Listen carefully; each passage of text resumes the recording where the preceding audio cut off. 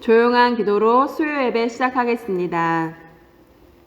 이제 그리스도께서 죽은 자 가운데서 다시 살아나사 잠자는 자들의 첫 열매가 되셨도다. 아멘. 찬송 135장 드리시겠습니다.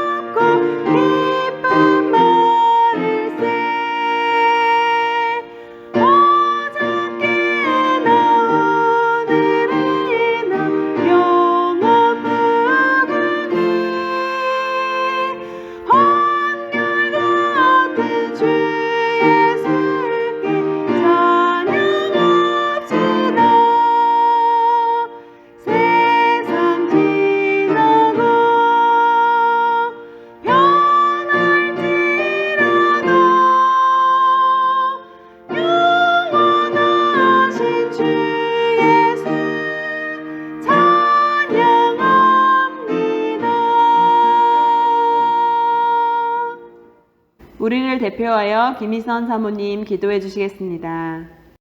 감사의 마음으로 예배의 자리에 서게 하신 하나님 아버지, 사당중앙교회 모든 성도들이 있는 곳에 아버지께서 항상 함께하여 주심을 믿고 감사드립니다.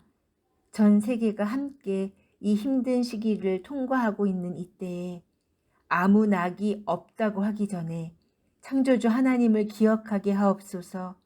내 발의 등이요 내 길의 빛이신 주의 말씀을 날마다 묵상하면서 결코 마르지 않는 행복의 샘이 바로 지금 여기 우리 안에 있음을 사당중앙교회 모든 성도들 깨닫게 하옵소서.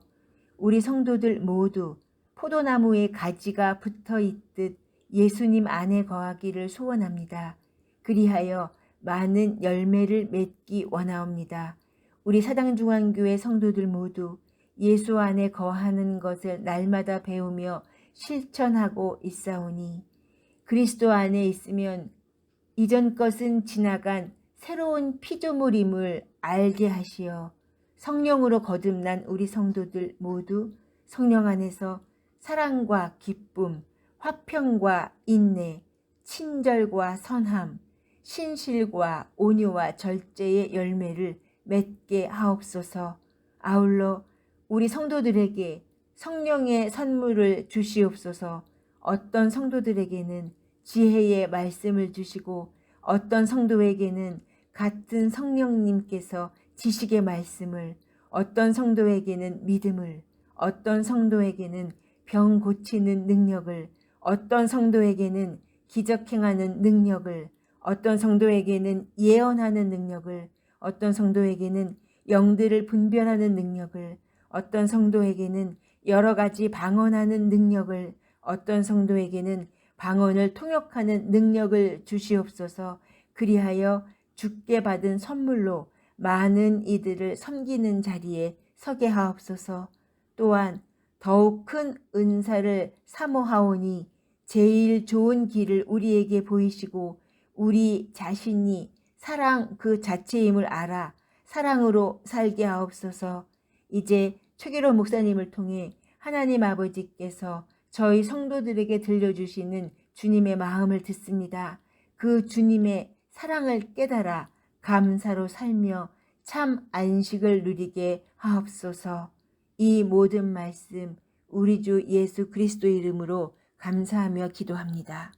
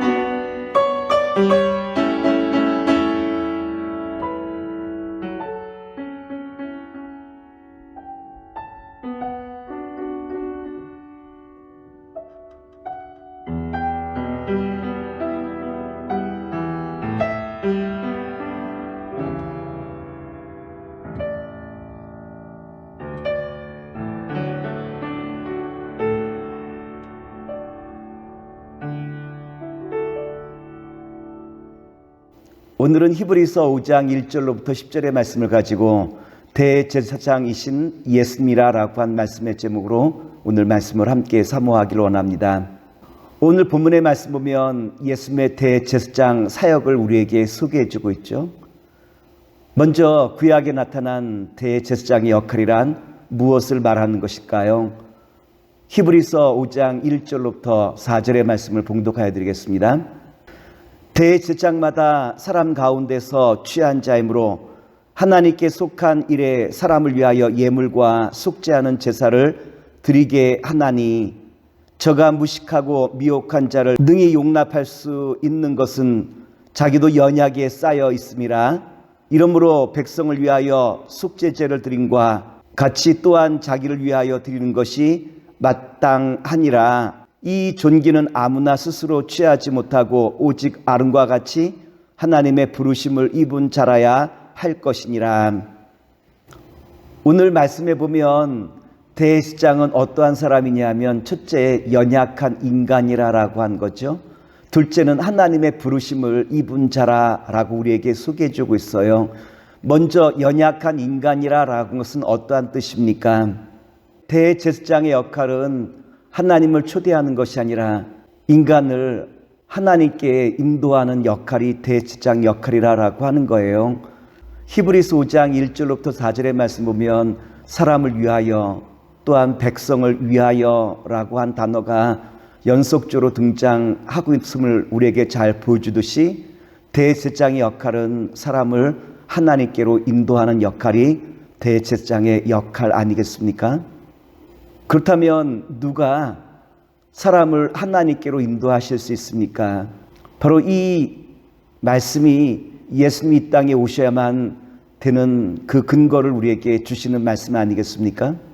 즉 거룩하신 하나님께서 인간의 몸을 입으시고 이 땅에 오실 수밖에 없는 그 이유가 예수님께서 대제사장이 되어서 사람들을 하나님께로 인도하실 수밖에 없는 사역의 근거가 된다라고 한 말씀이에요. 둘째로 대제사장 역할은 하나님께서 대제사장을 부르신다라고 말씀하셨죠. 아무나 대제사장의 역할을 감당할 수 있는 것이 아니라 하나님께서 부르신 사람들만이 대제사장의 사역을 감당할 수 있다라고 한 말씀 아니겠습니까? 하나님께서는 모세의 형 아론을 부르시고 그 아론에게 대제사장의 직분을 맡기신 것이 하나님께서 부르신 부름의 사역이라고 한 말씀이에요. 즉 이 말씀은 예수님께서 대제사장이 되었다라는 것은 하나님께서 부르시고 또한 하나님께서 맡기셨다라고 하는 말씀이기도 합니다. 그런데 예수님께서 대제사장의 사역으로 어떻게 오시죠? 하나님께서 허락하시고 하나님께서 이끌어 주셔야만 가능한 것이라고 우리에게 말씀을 주셨죠. 하나님께서는 대제사장의 그 사역을 감당하시기 위하여 친히 인간의 몸을 입으시고 이 땅에 오시게 되어져요. 히브리서 5장 5절의 말씀 보면 다음과도 같은 말씀이 있어요. 또한 이와 같이 그리스도께서 대제사장이 되심도 스스로 영광을 취하심이 아니요 오직 말씀하신 이가 저더러 이르시되 너는 내 아들이니 내가 오늘날 너를 낳았다 하셨고. 그런데 5절 말씀은 시편 2편 7절의 말씀을 인용한 말씀이에요. 내가 영을 전하노라 여호와께서 내게 이르시되 너는 내 아들이라 오늘날 내가 너를 낳았도다. 예수님께서 인간의 몸을 입으시고 이 땅에 오실 것을 구약 성경에서 이미 예언하셨다라고 한 말씀이 있죠. 또한 히브리서 5장 6절 말씀에 보면 다음과도 같은 말씀이 있어요.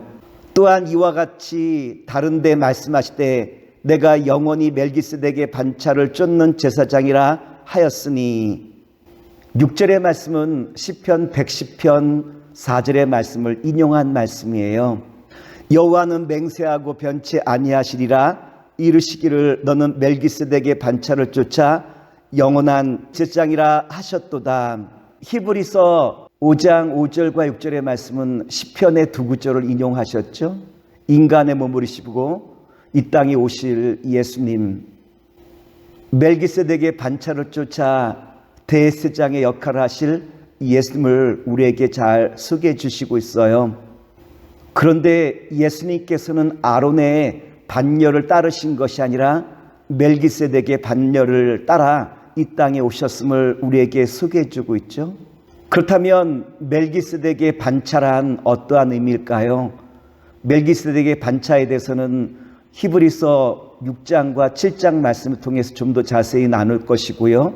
오늘은 간략하게 멜기세덱의 반열이 무엇인지를 설명하려고 하는데 히브리서 7장 1절로부터 3절에 보면 다음과도 같은 말씀이 있어요. 이 멜기세덱은 살렘의 왕이요 지극히 높으신 하나님의 제사장이라 여러 왕을 쳐서 죽이고 돌아오는 아브라함을 만나 복을 빈 자라.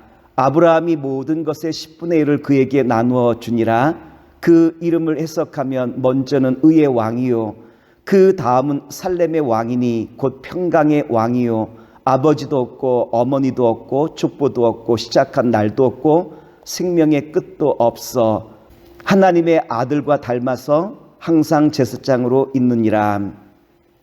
말씀해 보면 멜기세덱이라고 한 이름의 의미가 의의 왕이라고 말씀하시고 있죠. 그리고 살렘이라고 한 의미는 평강의 왕이라고 한 의미예요. 그러므로 멜기세덱은 살렘의 왕, 다시 말하면 평화의 왕을 말한 것이고 이 살렘이라는 것은 예루살렘, 다시 말해서 하늘의 왕이라고 하는 하늘의 예루살렘을 지칭하는 왕을 의미한 것 아니겠습니까? 둘째로 멜기세덱은 아브라함을 축복할 정도로 다른 말로 말하면 영적인 권세가 있다라고 한 말씀이기도 하죠. 아브라함을 축복할 정도의 위치에 있는 분이 멜기세덱이라고 한 사람이었고요. 세 번째, 멜기세덱은 누가 대제사장으로 시켰는지 언제부터 대제사장이 되었는지 성경에 전혀 나타난 바가 없어요. 족보도 없고 아버지도 없고 어머니도 없다라고 우리에게 말씀하시고 있죠. 이 모든 조건에 비춰본다면 멜기세덱은 어떠한 분이냐로 말하면 결국은 삼위일체 하나님이라고 하는 말씀이기도 하죠. 따라서 예수님이 레위 지파라든지 인위적인 대제사장의 지파에서 오신 분이 아니라 하늘로부터 오신 대제사장이라고 하는 것을 우리에게 잘 나타내시고 있어요. 셋째로 예수님께서 대제사장의 직분을 어떻게 감당하셨죠? 7절에 보면 다음과도 같은 말씀인데 말씀을 봉독하여 드리겠습니다. 그는 육체에 계실 때 자기를 죽음에서 능히 구원하실 이에게 심한 통곡과 눈물로 간구와 소원을 올렸고 그의 경외하심을 인하여 들으심을 얻었느니라. 7절 초반부에 보면 예수님께서 육체로 계실 때 어떠한 일을 감당하셨죠? 많은 고난과 외로움, 고통을 친히 예수님께서 당하셨음을 우리에게 잘 소개해 주고 있지 않습니까? 예수님께서는 인간의 구원 사역을 위하여 십자가의 그 고난과 십자가의 그 외로움 가운데서도 그 십자가를 내려놓으시지 아니하시고 십자가를 달게 지시며 인간의 구원의 그 역사를 완성시키신 분이 예수님의 구원 사역이라고 우리에게 소개해 주고 있죠. 예수님의 십자가의 고난 사역이 결국은 인간 구원의 결정적인 근거가 되었다라고 한 말씀이에요. 히브리서 5장 8절과 9절 말씀을 봉독하여 드리겠습니다. 그가 아들실지라도 받으신 고난으로 순종함을 배워서 온전하게 되었은즉 자기를 순종하는 모든 자에게 영원한 구원의 근원이 되시고 예수님의 구원의 사역을 두 가지로 우리에게 소개해 주고 있어요.